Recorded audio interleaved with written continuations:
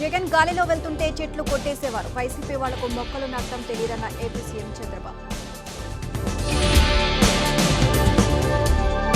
ఏడాదిలో 1 కోటి మొక్కలు నాటుతాం, ఏపీని హరితాంధ్రగా మారుస్తామన్న పవన్.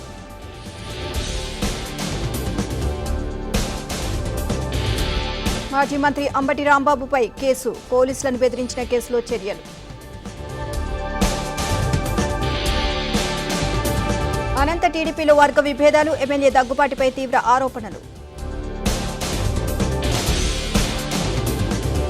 కావలిలో వైసీపీ ఖాళీ, తమకు దిక్కెవరు అంటూ వెలిసిన ఫ్లెక్సీలు. కాసేపట్లో తెలంగాణ కేబినెట్ కీలక నిర్ణయాలు తీసుకునే అవకాశం.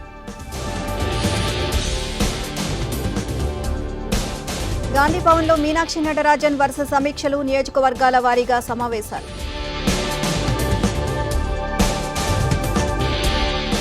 ప్రభాకర్ రావు విచారణపై కొనసాగుతున్న సస్పెన్స్ 2-3 రోజుల్లో ఇండియాకు వచ్చే అవకాశం. శ్రీశైలం క్రస్ట్ గేట్ల నుంచి లీక్, మరమ్మతుల్లో వేగం పెంచిన అధికారులు. అల్వాల్లో ఆక్రమణల కూల్చివేత, 3 భవనాలను నేలమట్టం చేసిన హైడ్రా. రోగి సహాయకుని చెంపపై కొట్టిన సూపర్వైజర్, కర్నూలు ప్రభుత్వ ఆసుపత్రి సెక్యూరిటీ ఓవర్ యాక్షన్. పేదల సంక్షేమానికి ఎన్డీఏ ప్రభుత్వం అంకితం, పాలనకు 11 ఏళ్లు పూర్తయిన సందర్భంగా మోదీ సందేశం.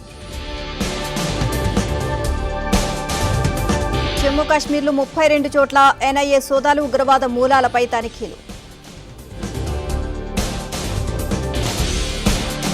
దేశంలో పెరుగుతున్న కోవిడ్ కేసులు, 3 రాష్ట్రాల్లో 7 మృతి. అయోధ్యలో రామ్ దర్బార్ ఏర్పాటు, ప్రత్యేక పూజలు చేసిన యోగి.